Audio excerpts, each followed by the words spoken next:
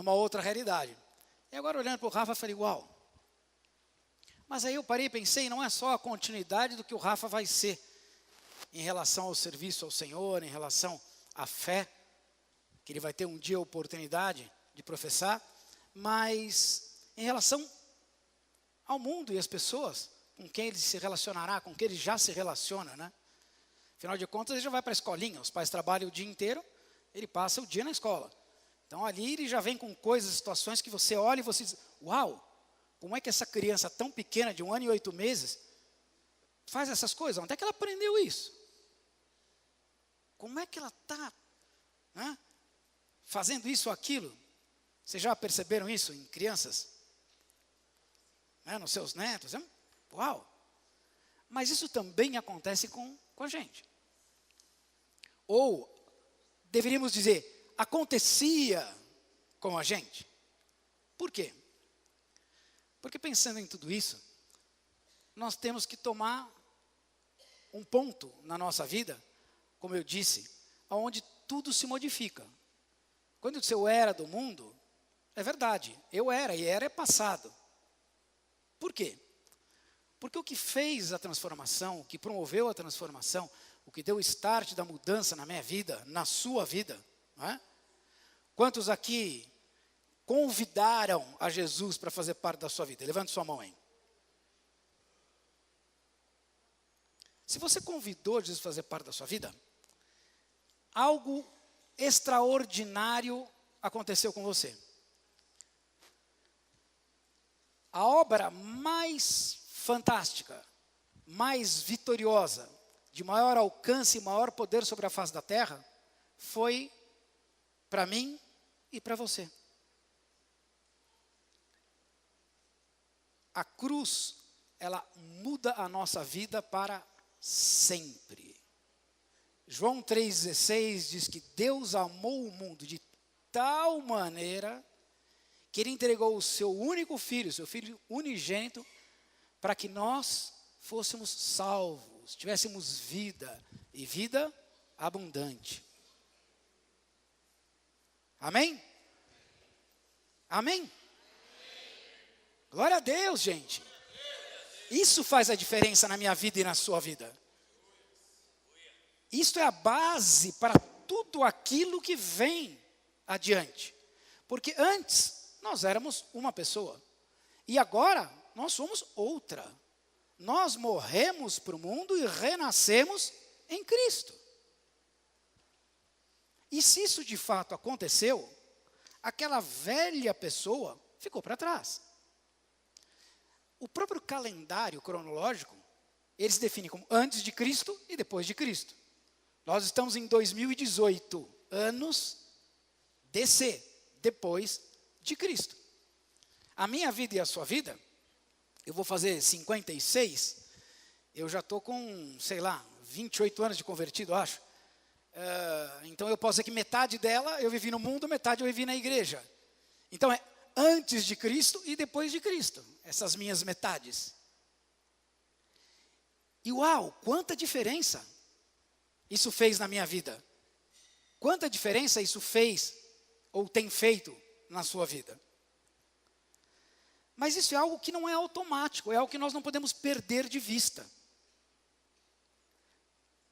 Porque eu queria levar você a refletir duas coisas. Primeira delas, como era a sua vida antes de Cristo? Anote isso, não precisa perguntar para a pessoa que está ao seu lado. Anote para você levar para casa e fazer uma reflexão bem ampla. Procure bastante a respeito desse histórico. E a segunda é, como está a sua vida depois de Cristo? Como está hoje a sua vida cristã? Como você está hoje depois de Cristo? Um mês depois de convertido, 1 ano, 10 anos, 20 anos. Como você está depois de convertido? Quais são as coisas que mudaram? Como você se comporta? Qual é o seu comportamento? Quais são os seus valores? Como está as pessoas com quem você se relaciona? Qual é a imagem que você reflete, que você passa? Faça um balanço disso depois com calma. Eu estou dizendo porque eu previamente fui ministrado, antes de ministrar vocês, e eu fiz um balanço realmente. Então o Rafael me levou a fazer um balanço olhando para ele, como eu era e como eu sou, não é? E agora, faça um terceiro e última anotação. Como Deus gostaria que eu estivesse nesse momento da minha vida cristã? Porque aí sai do seu balanço racional, daquilo que você pode com a sua mente buscar. Vai além. Você tem que entregar o teu espírito e testificar com o Espírito de Deus para saber, Deus, até aqui o que eu fiz foi ótimo, mas será que foi? Será que eu estou fazendo aquilo que me pediu para fazer? Será que o que eu fiz é suficiente ou não? Será que eu estou andando na frente do que deveria? É interessante, faça isso. Faça isso e você vai ver que, muito além do que nós vamos conversar aqui hoje, vai chegar ao seu coração e você vai se sentir diferente. Porque eu e você, nós somos frutos da maior obra que já existiu e existirá. Nós somos frutos da obra da cruz. Amém? Nós poderíamos pegar diversos personagens bíblicos que participaram dessa transformação, não é? Alguns apóstolos e algumas pessoas com quem Jesus teve contato tiveram grandes transformações, viraram exemplos, né? Paulo, talvez seja o mais expressivo de todos, né? Porque Paulo militava no oposto. Paulo era assim, um perseguidor de cristãos, e depois se tornou um dos apóstolos mais profícuos da obra de Deus, fundador de igrejas, uma pessoa influenciadora da obra da cruz. Mas Paulo era o oposto disso. Se nós pegarmos a vida de Paulo, é antes e depois de Cristo fortemente, né? Porque imagina, alguém que perseguia e consentia na morte de cristãos, ou consentir na morte e mandar matar é a mesma coisa, o mandante é igual o executor, ele passou a ser alguém que morreu e morreria pela obra da cruz. Então existe um poder de transformação extremamente grande, poderoso. Nós poderíamos, Zaqueu, né? Zaqueu era do pessoal da cobrança, né? Das negociatas, das situações escusas. Igual hoje. Então, deixa eu fazer uma correção, esse igual hoje, né?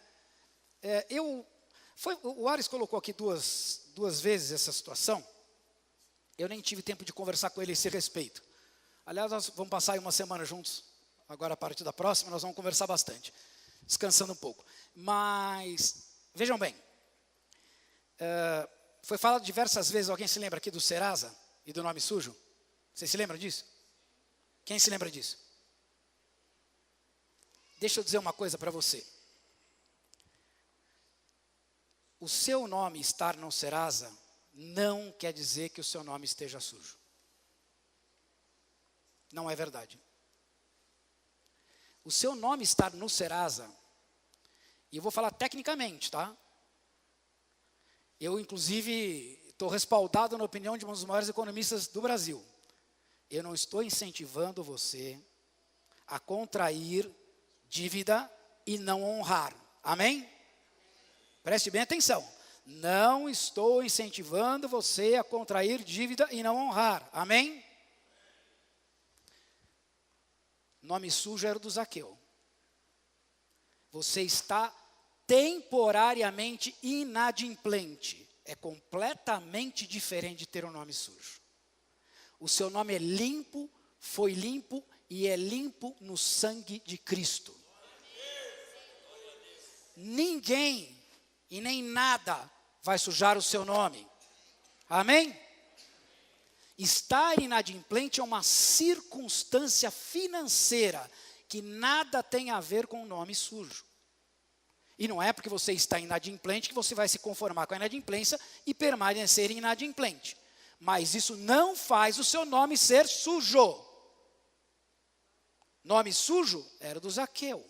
Nome sujo é de um político que se prevalece do seu cargo para fazer negociatas em nome de si mesmo, para o seu próprio benefício. Alguém que usa da posição ou da confiança a ele conferida e assina embaixo de uma negociação que ele sabe que é suja, errada, trapaceira, picareta, sem vergonha. Esse tem um nome sujo. E não conheceu a Cristo e vive antes de Cristo. E se morrer com o nome sujo, vai ter que comprar uma roupa de amianto com toda a grana que ele juntou na Suíça. Não eu e você. Eu e você, nós manifestamos um comportamento diferente. Nós manifestamos o comportamento de Cristo. O nosso nome foi lavado no sangue. E eu e você temos que caminhar assim. Amém? Só um parênteses, tá bom? Então, como eu disse, Zaqueu talvez tenha sido exemplo de nome sujo. Mas depois de Cristo, limpíssimo. Ele mesmo disse, espera aí, eu quero restituir, inclusive monetariamente, o que aconteceu de errado.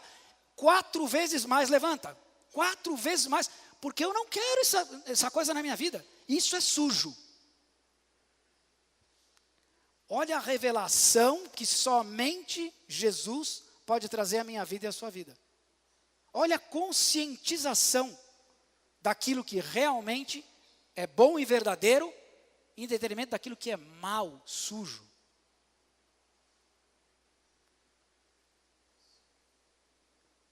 Agora, tem uma pessoa que serve de um exemplo forte. Eu vou tomar um exemplo bíblico para que a gente possa entender isso tudo que nós estamos falando. E vou trazer um exemplo também de um homem como eu e você. Esse também foi, né? Mas algumas pessoas tomam como se esses apóstolos tivessem sido diferentes. Eram homens como nós. Baseado num conceito. Por que eu estou falando com vocês a respeito de todas essas coisas que nós deveríamos estar praticando e ainda não estamos? Por que reflexão de saber em que ponto nós estamos para saber onde nós devemos chegar?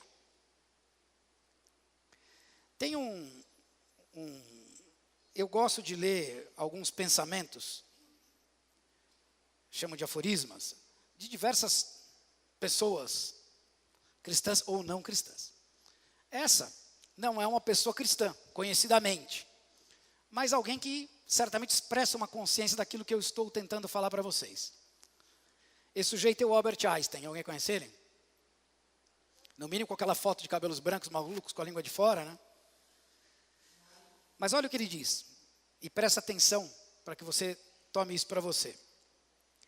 O mundo não vai ser destruído por aqueles que fazem o mal, mas por aqueles que os olham e não fazem nada. Eu vou repetir, porque isso aqui é impactante. Tá? Isso diz respeito a mim e a você, tá bom? Não adianta você se esconder atrás da cadeira, nem olhar para a pessoa que está atrás. É para mim, tá?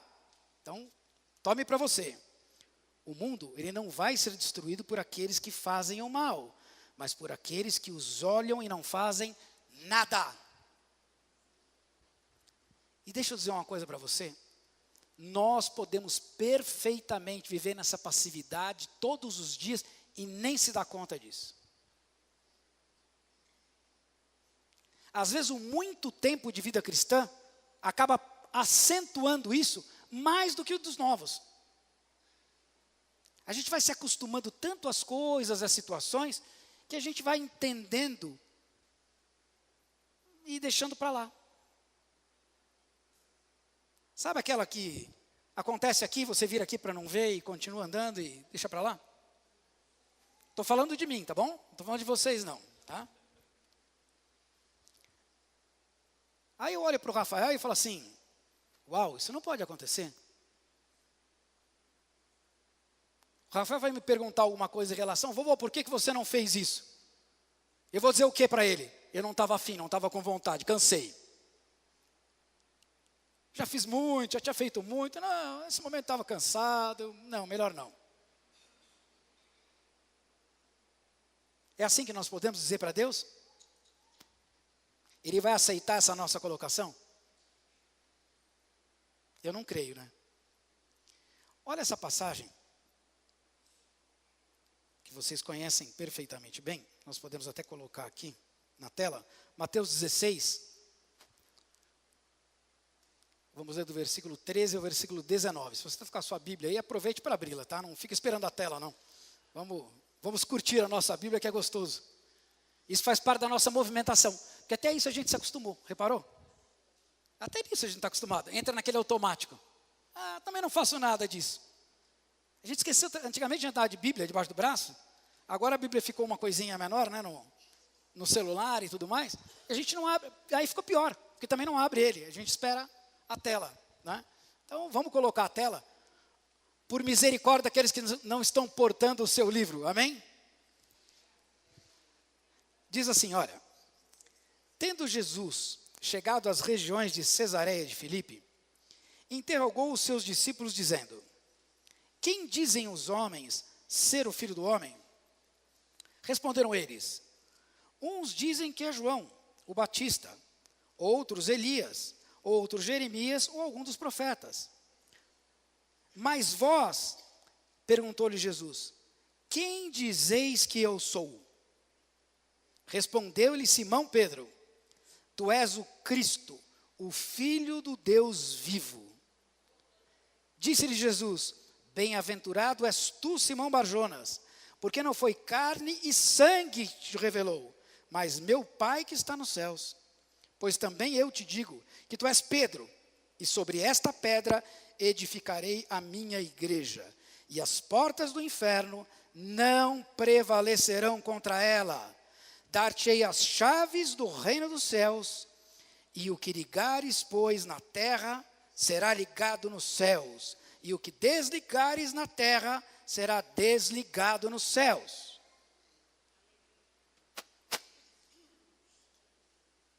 Se nós tirarmos aqui o nome de Pedro, e colocar o seu nome, estão válidas essas promessas? Sim ou não? Olha o que ele diz aqui. Tu és Pedro, e sobre esta pedra edificarei a minha igreja, e as portas do inferno não prevalecerão contra ela. Mas como é que eu posso estar na minha vida cristã, assim meio morno, meio deixa para lá, a responsabilidade é do pastor, é do outro, é de não sei quem. Ele está dizendo aqui que quem é que vai prevalecer sobre o mal e sobre o inferno? Quem? Quem? A igreja. Quem é a igreja? Somos nós. Esse mundo, ele não vai ser destruído pelo mal. Mas sabe por quem ele vai ser destruído? Por nós. Que olhamos o mal fazer e acontecer e não fazemos nada, tendo o poder e a incumbência para fazê-lo. Vocês conseguem perceber a responsabilidade sobre a minha vida e sobre a sua vida? Não, mas como? Antes de Cristo, depois de Cristo. Antes de Cristo, eu vivia no mundo. Não sei você. Você já foi batizado no líquido amniótico? Não sei. Mas eu vivia no mundo. E antes de Cristo, eu fazia o que eu queria e andava para onde apontava o meu nariz. Ok? Depois de Cristo, deixou de ser assim. Porque se fosse o meu depois de Cristo igual ao antes de Cristo, eu já disse isso para vocês e não falo com nenhuma demagogia. Eu falo com clareza. Eu jamais estaria aqui ministrando vocês. Eu nunca tive nenhuma aspiração ao púlpito ou ao ministério. Zero. Se não fosse por ele, por obediência a ele e ao chamado dele, zero. Aliás, eu nunca quis saber da vida de ninguém, nem dos pormenores, nem dos por maiores. Você vive a sua, eu vivo a minha e tudo bem. E Deus me fez viver as situações das pessoas, e chorar com as pessoas, e sorrir com as pessoas, e compartilhar, e orar. Antes de Cristo, depois de Cristo. Eu falo isso de mim, mas a incumbência não é minha, é nossa. O desejo que está sobre a minha vida está sobre a sua vida. As portas do inferno não prevalecerão sobre a igreja. Nós somos a igreja. E não adianta querer empurrar para lá, porque é muito fácil. O pastor não está fazendo o que devia fazer, fulano não faz o que devia fazer, ciclano devia fazer. Você conhece aquele que aponta? Que apontar é fácil, né? Mas e fazer? Porque vamos lá dar cara para bater, né? Vamos mostrar outra face. Ora, era ruim assim, mas e assim? Vamos arregaçar a manga, vamos botar a mão no arado. Vamos fazer a diferença. Porque senão nós vamos passar o resto da vida criticando a tudo e a todos e uns aos outros. E vamos viver nessa circunstância. Está tudo se destruindo? Mas vai se destruir mesmo. Eu estou ruim. Mas ele está pior que eu. Não é assim? As pessoas se convencem. Eu estou ruim. Mas e ele? Ele está pior que eu. E eu não estou falando isso lá de fora do mundão, não. Estou falando isso daqui de dentro. Eu estou falando isso baseado nas minhas próprias reflexões. Quanto tempo desperdiçado com coisa útil, que deveria ser útil, perdão, desperdiçado com coisa inútil? Muito. Muita coisa que a gente vê, que você tem a oportunidade de ser uma ferramenta de transformação, mas você se omite. E a ferramenta fica lá bonitinha no quadro, toda lustrada, limpinha. Vlad, que já mexeu com mecânica, sabe que ferramenta boa é ferramenta suja, né? Usada, vai valer. Mão na graxa.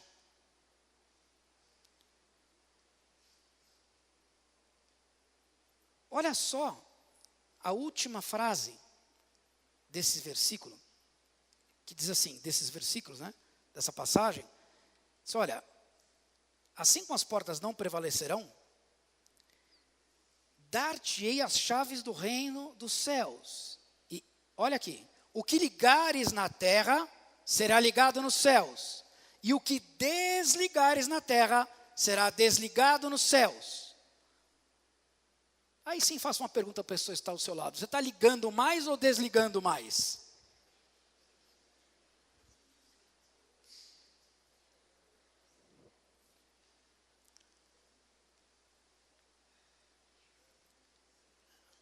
A minha mulher, que está dando aula para as crianças, me chamou a atenção disso uns par de vezes ultimamente. E aí eu vi que eu estava mais desligando do que ligando.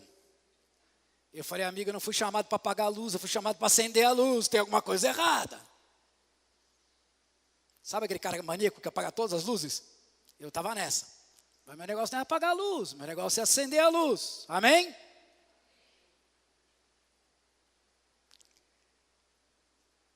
O que ligares na terra. Dá para entender o poder disso? Tem que parar para pensar a respeito, tem mesmo. Porque às vezes o pau está quebrando na sua vida. Sabe aquele dia que o pau está quebrando. Quebrando. A coisa está esquisita. Até o que podia dar certo, dá certo de ponta cabeça. Isso acontece comigo ou tem companhia? O que eu devia fazer? 0, botar os joelhinhos operados no chão. Outro 0. Faço o quê? Ao invés de ninguém faz mimimi, né? Só eu. Boto os 2 no chão, as 2 rodijas, o 0, e Deus, tem misericórdia da minha falta de fé, do meu nervoso, da minha impaciência, da minha incapacidade. Senhor, me socorre, me permite não te atrapalhar nesse momento, me tira dessa situação em nome de Jesus. Eu fazendo o quê? Liguei nos céus. Mas ao invés disso eu faço o quê? Porque comigo. Síndrome de Hard. Ó céus, ó terra, ó vida, ó noite, ó dia, ó sol, ó chuva. E aí eu faço o quê? Plique, apaga a luz, desligo no céu. Simples assim. Simples. Eu não estou falando de você, tá bom? Eu estou falando de mim. Amém? E aí a minha mulher olhando para os meus mimimis, para de desligar as coisas, meu amigo. Eu ligo, você desliga, eu ligo, você desliga, assim a coisa não vai.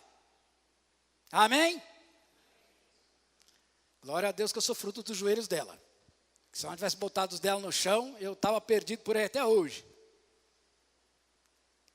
Mas na santa paciência que Deus conferiu a ela, ela conseguiu, sem palavras, em orações, só em comportamentos e orações, que eu tivesse aqui. Aliás, eu acho que ela nunca sonhou com isso não. Eu me converter já era o suficiente para ela, estava de bom tamanho, ótimo tamanho. Mas vocês se lembram de Pedro, de quem nós estamos falando? Antes, neste momento aqui, o antes é esse momento, tá? Porque a diferença é a cruz, a obra da cruz. Aqui eles estão convivendo com Jesus. E Pedro não entendeu nada do que Jesus disse para ele, se é o que você quer saber.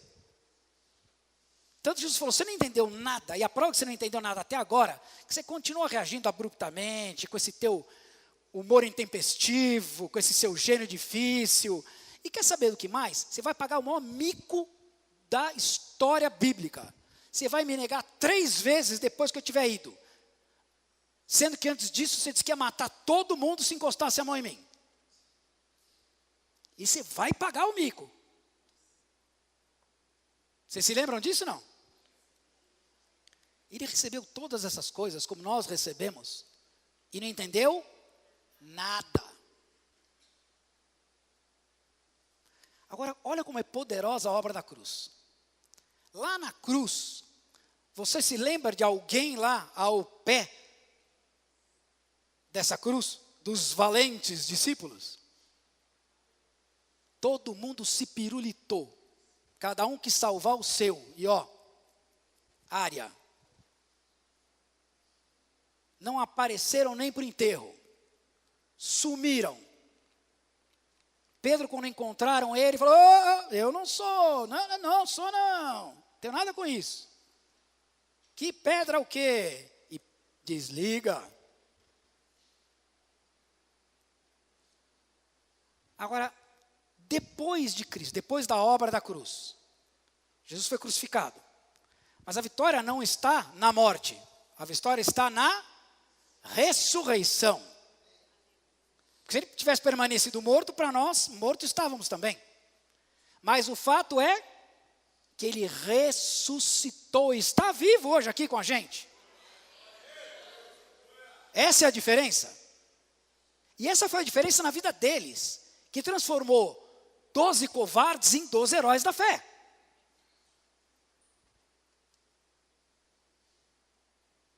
Pedro terminou na cruz de ponta cabeça. Para quem estava com medo, ficou corajoso, não ficou? Depois de Cristo. E depois de Cristo, está na ressurreição. No poder que há na vida em Cristo. E sabe por que eu reafirmo tanto isso? Porque algumas vezes nós andamos que nem mortos.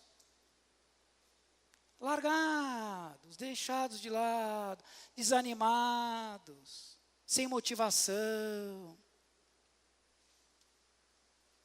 apontando, criticando.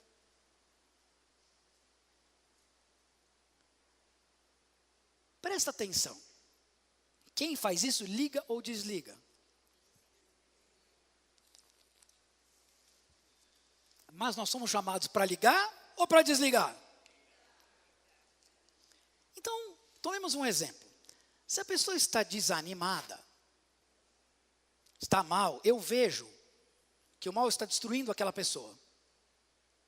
E eu não vou ser daqueles que passam, como disse o Einstein, e não fazem nada. Não, eu vejo aquela pessoa mal e tomo para mim. Ela está mal? Vou encostar nela. Vou ser um orelhão, um ouvido, deixa ela falar, ouvir só.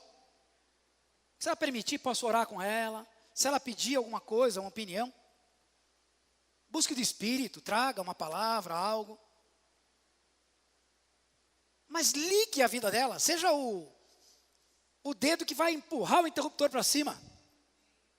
Seja uma ferramenta de ânimo na vida daquela pessoa, de vida, de incentivo. Estava fazendo errado? Não sou eu quem vai dizer que está errado. Não, vamos fazer certo, vamos incentivar a fazer o certo. E tem maneiras de dizer isso. A pior coisa a pessoa errar é você dizer, eu te disse, eu te disse, eu te disse, eu te disse. O que isso ajuda? Conta para mim. Talvez vai deixar a pessoa com mais raiva, mais desanimada. Não é assim? Agora, se eu chegar do lado da pessoa, errou, querido, eu vou fazer uma coisa, deixa para lá. Se o Senhor pode te perdoar dessa situação, por que eu não? Deixa para lá, vamos tocar o barco. Agora vamos pensar, sabe por quê? Para não crucificar Jesus de novo. Vamos pensar quando fizer a próxima, para fazer diferente. Mas não diferente do meu jeito, diferente do jeito dele. Vamos buscar de Deus como fazer isso. Quem já não bateu cabeça mais de uma vez na mesma parede? Não devia, né? Vamos ser sinceros. Mas, além de não devia, não precisava, é pior ainda. É a mesma coisa que ir em direção a uma pedra e dar uma topada de propósito. É masoquismo, não é possível. E o que eu estou conversando com vocês aqui é fruto de uma reflexão, gente. Não tem nada de extraordinário, nada que vocês não tenham ouvido ou sido ensinados ou recebido da parte de Deus.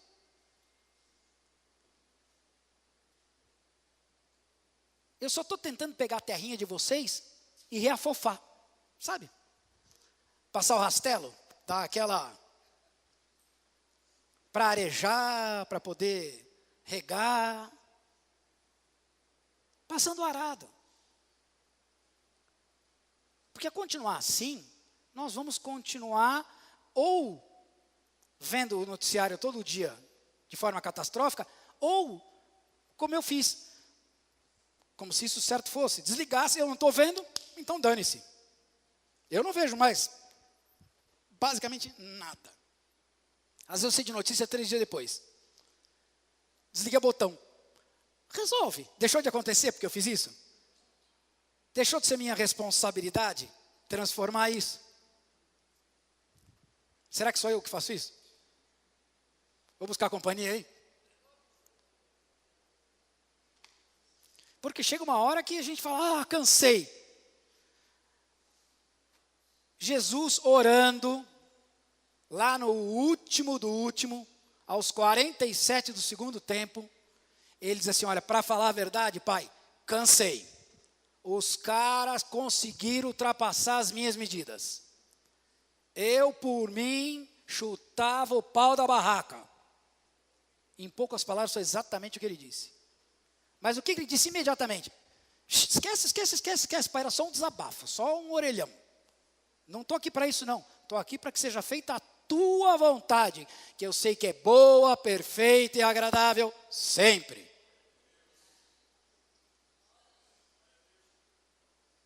Tem hora que dá vontade de chutar o pau da barraca? Tem. Tem hora que a gente chuta? Resolve. Resolveu para alguém já algum dia? Não. Jesus chegou no templo e os caras estavam fazendo comércio dentro da casa.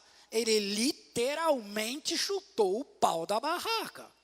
O pessoal tenta esconder e disfarçar a situação, não foi não. Ele saiu chutando o pau da barraquinha. Jesus saiu da casinha. Resolveu? Não. Mas todo o resto do que ele fez, resolveu. E nós vamos lembrar ele porque ele chutou a barraquinha Ou porque ele morreu e ressuscitou por nós? Mas nós lembramos do outro por quê? Porque o outro chutou a barraquinha, sem olhar que nós também chutamos. É uma bagunça que fica. É fácil, né? Não deu certo aqui, pipoca ali, e assim vai no casamento. Não deu certo aqui, pipoca ali, vai no trabalho. Não deu certo aqui, pipoca ali, vai na igreja. Deu certo aqui, pipoca ali no ministério. E vai em tudo. Chega uma hora que nada está sintonizado. Que o novo de hoje é o velho de amanhã, amém? Então as suas novas empreitadas vão se tornar as velhas também logo, logo. Se você permanece no antes, mas se você está no depois, você vive no novo. Tudo é sempre novo e se renova a cada dia e a cada manhã, incluindo a misericórdia. Né? Dizia o filhinho do amigo meu, quando ele era pequeno, agora ele já tem 17 anos, eu falo, ele fica meio constrangido. Misericórdia, ele falava. Misericórdia. Mas nós temos que levantar toda manhã pensando nisso. As portas do inferno não prevalecerão contra a igreja. Eu sou a igreja. O que eu ligar na terra será ligado no céu. E o que desligar na terra será desligado no céu. Toda manhã tem que ser lembrado disso. Não é uma oração, você dizer, Deus me permita que eu não te atrapalhe. Em nome de Jesus, amém. Já estava bom para o dia, não estava? Quem não ajuda, pelo menos não atrapalhe. Amém? Porque olha, deixa eu falar uma coisa para vocês. Nós viemos aqui para fazer a diferença. E algumas vezes a gente olha para essas pessoas e diz assim, puxa vida, mas esse foi fulano de tal, esse foi ciclano de tal, esse foi, mas foi ele, foi esse, foi aquele, foi Pedro, foi Tiago, foi João, foi Paulo. Algumas vezes nós olhamos e falamos assim, esse foi o Billy Graham. Talvez um dos maiores ou maior evangelista da era moderna da igreja. Faleceu há 2 meses atrás. Agora, olha ao contrário a vida dele. Eu peguei vocês leram o que o neto dele escreveu para ele? Leram ou não? Vou ler para vocês.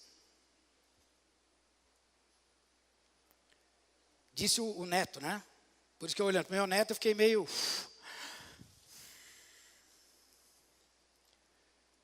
Assim que tudo começou, amém?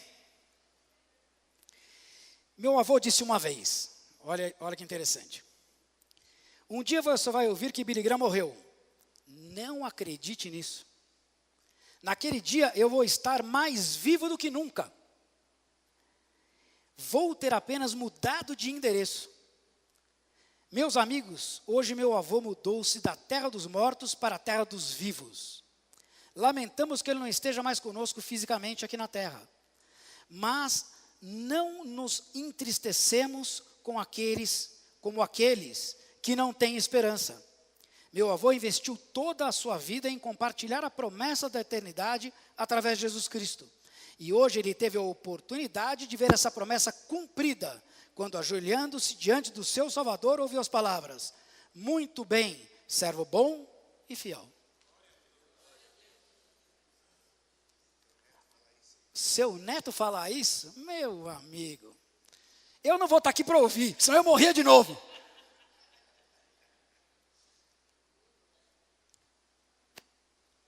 Olha aí, vou mudar de endereço. Eu parto da terra dos mortos, que é aqui onde nós vivemos, e vou para a terra dos vivos. Mudei de endereço. Você acha que você mora bem, meu amigo? Você não tem ideia do que você tem lá em cima. E a gente fica aqui agarrado nisso, grudado. Puxa, mas ele era o Billy Graham, então o neto pode dizer isso. Não. Sabe o que Deus falou no meu ouvido? Seu neto pode dizer isso de você. Seu ministério é o seu ministério, o ministério dele é o ministério dele, do outro, cada um no seu quadrado. Aliás, ele deveria dizer isso de você. E de você, e de você, e de você, e de você. Agora eu não estou falando só de mim não, amém? Isso é para todos nós. Se nós ligarmos na terra, vamos ligar nos céus. E eu vou ligar nos céus uma recepção de gala.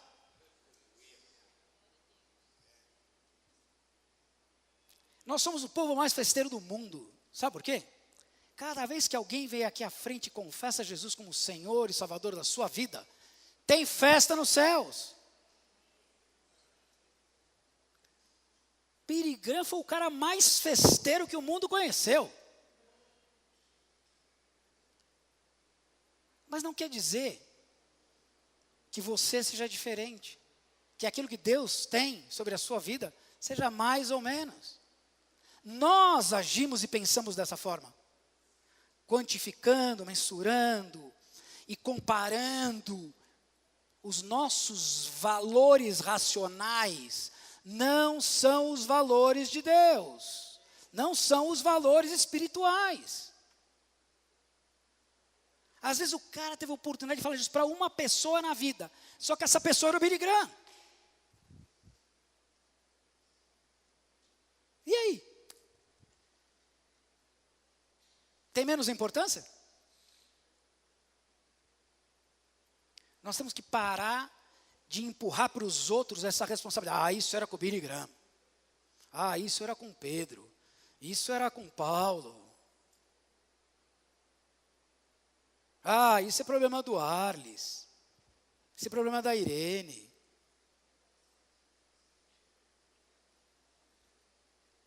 Nossa, que tem coisa aqui na igreja, a gente fala, isso é problema da Irene, você não tem ideia.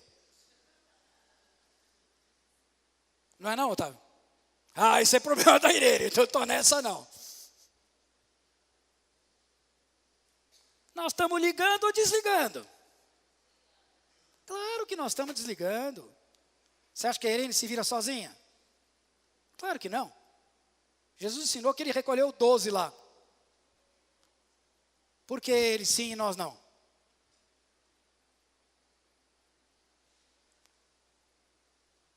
Como era a sua vida antes de Cristo? Como era? Como está a sua vida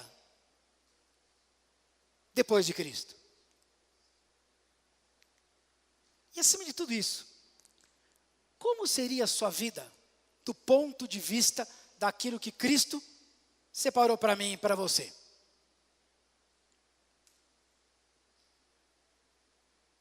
Será que um dia seu neto vai poder chegar lá e dizer isso tudo de você? Olha, vovô mudou de endereço. Fofô, meu falar fofô, fofô, e voltou, fofô, fofô. Fofô mudou de endereço. Foi da terra dos mortos para a terra dos vivos. Eu estou triste porque não vou ver ele, mas não fico triste 100% não. Eu fico 90% alegre, porque eu sei que onde ele está eu vou encontrar com ele depois e vai ser festa.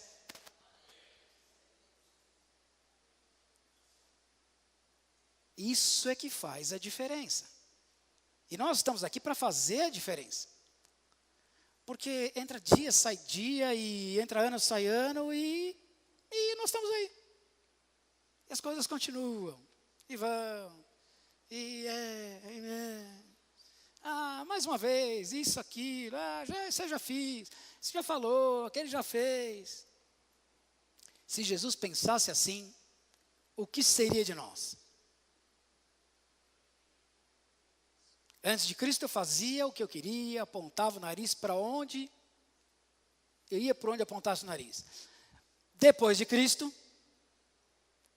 não mais me pertence ir para onde eu quero, nem fazer o que eu quero, nem me dirigir para onde aponta o meu nariz, amém? Por quê? Algumas pessoas acham que, imagina, eu tenho livre-arbítrio e isso. Querido, se você usa o livre-arbítrio, você chuta Jesus. Se você age na sua condição de servir aquele que comprou a sua vida com o mais alto preço, você abraça Jesus. Amém? Está no carro, lembra, já falei isso 1 milhão de vezes. A estrada diz da plaquinha 120. Jesus está sentado no banco do lado. Nem chama anjo que não precisa. 130. Chutou Jesus para fora do carro com o botão do James Bond. Puf! Pode chamar os anjos, porque corre o risco de dar uma chifrada e virar tudo do avesso. Amém?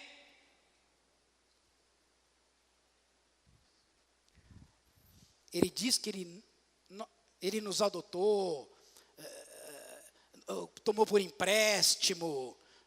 É isso que ele diz a meu respeito, a seu respeito? Ele diz que ele nos comprou pelo mais alto preço. Ele nos comprou com o seu próprio sangue.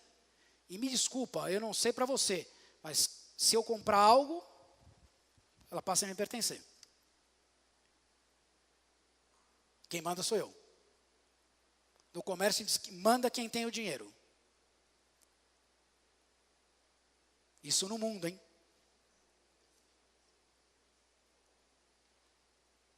Como eu e você não temos o sangue, pelo menos honremos esse sangue. Amém? Porque ele foi derramado pela minha vida e pela sua vida.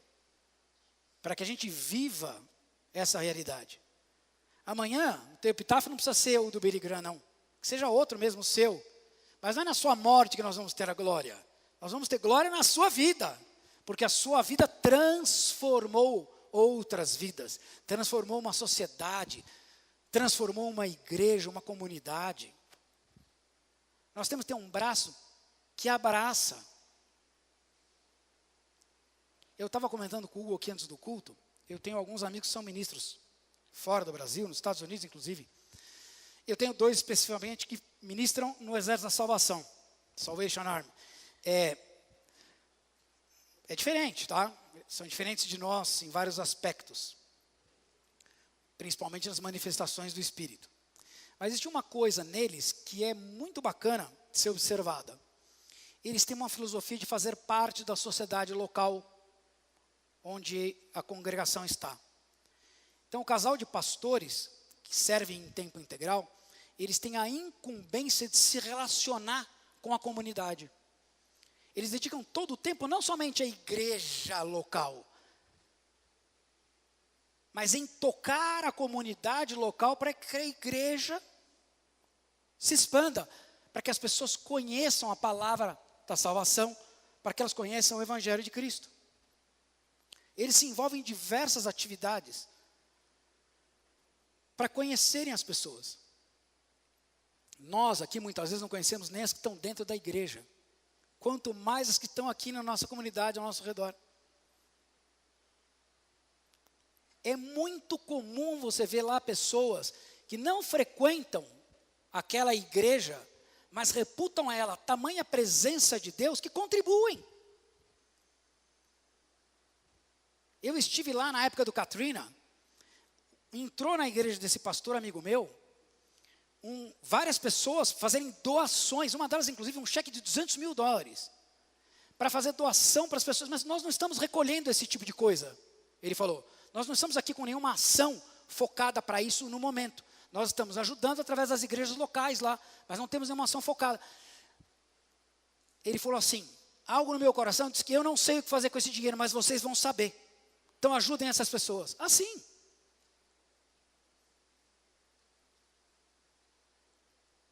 Extrapola as nossas fronteiras, entendeu? A gente influencia de forma benéfica as pessoas. Eu estou falando de dinheiro, mas entenda que isso é muito mais amplo, muito maior.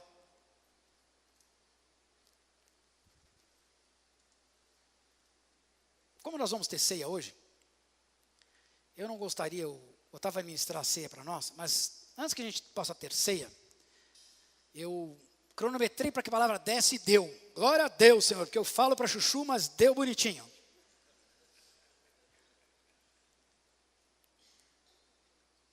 Estavam falando que meu neto, 1 ano e 8 meses, ele fala meia dúzia de coisas, preguiçoso de marca. Quando ele começar a falar, vai ser, eu sei que sim. Né? O meu mais novo demorou e quando falou também, só Deus. Até hoje ele fala, eu falo, para! Mas eu comecei cedo, rapaz. Eu com 10 meses já falava tudo completo. E não parei até hoje. Aleluia.